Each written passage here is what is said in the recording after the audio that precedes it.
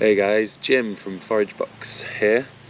Just very quickly going to show you how to make your elderflower champagne. Elderflower sparkling wine. Very easy. Just got a few ingredients, a very quick video today. So let's get started. Right, first of all, got myself a litre of water. Got myself a bottle. I'm using an old glass bottle, but a plastic bottle is probably the best thing to do. A funnel just so it goes in. Got my elderflowers here, my sugar and my lemon, and it's really this simple. So get your elderflowers into the water, they go. These are for display purposes only. I might chuck a couple more in there and just give them a little stir in there.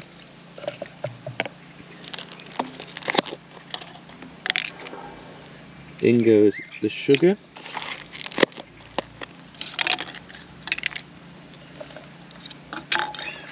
And also the half lemon. And all that lovely juice goes in as well. So it's all juiced, and in goes that lemon rind. Now, mix this all together. So all the sugar is dissolved, and it's the natural yeast that are found on the flowers that will kickstart the fermentation. Wild yeast is a little bit more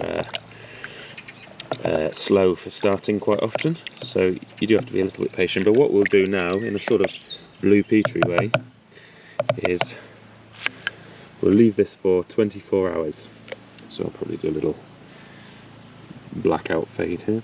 Right then, so for the purposes of this video, let's imagine that this has been steeping for 24 hours. I'll have covered it with a tea towel, left it somewhere, not hot, not cool, just warm temperature. Room temperature.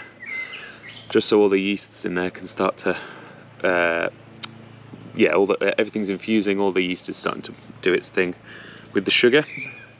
Got my vessel here, and try not to throw everything everywhere. And a sieve.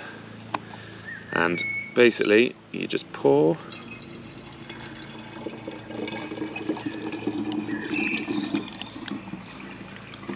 into your vessel.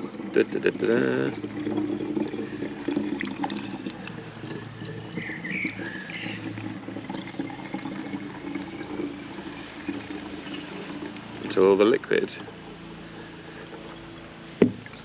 Hang on, let me just show you that. Your liquid, about an inch off the top there, I would say. You really don't want to fill it right to the top because you want the air to be able to compress, the gas and that air gap to compress, so that's what keeps it pressurised. It's the same with plastic bottles or anything like that. And what you're going to do, so I've got a screw cap lid, an old rubber bung lid.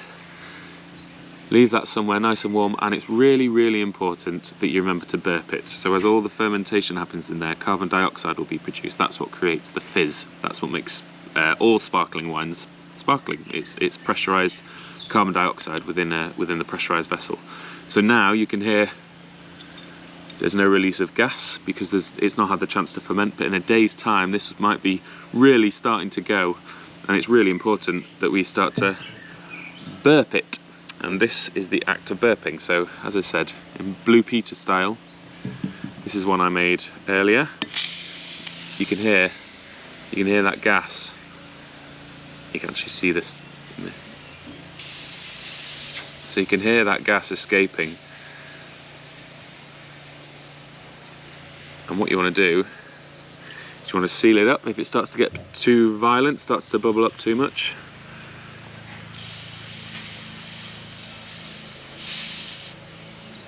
you can see it's just starting to get a bit fizzy in there. So it's just about to hizz up, and then you release it. And then you keep doing that. Hang on, let me just show you what it's doing. So you can see all these bubbles. So you can see all these bubbles inside, just as that carbon dioxide is starting to release. It has calmed down a little bit more, so why don't we see if we can... How about this for an angle? Does that work?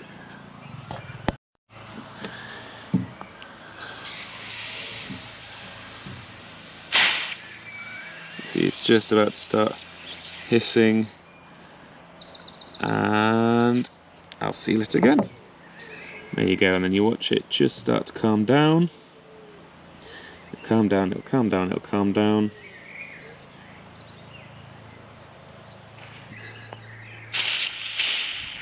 Do it again, and you can see it's now got to the point where I can nearly take the lid off, but not quite.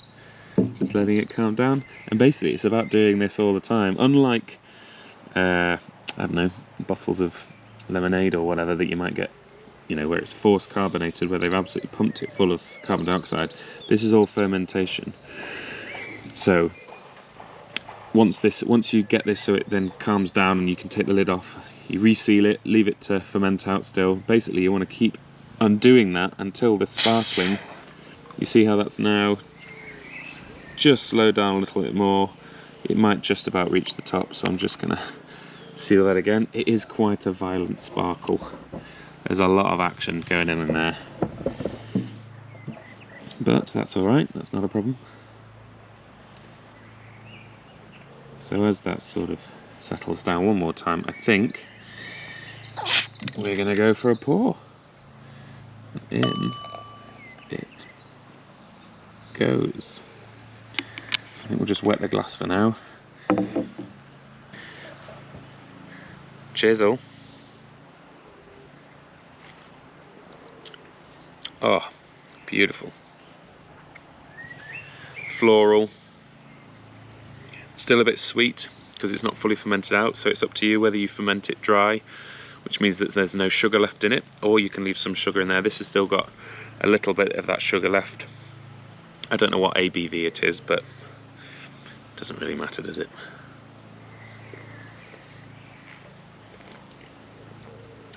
Really good. Happy with that.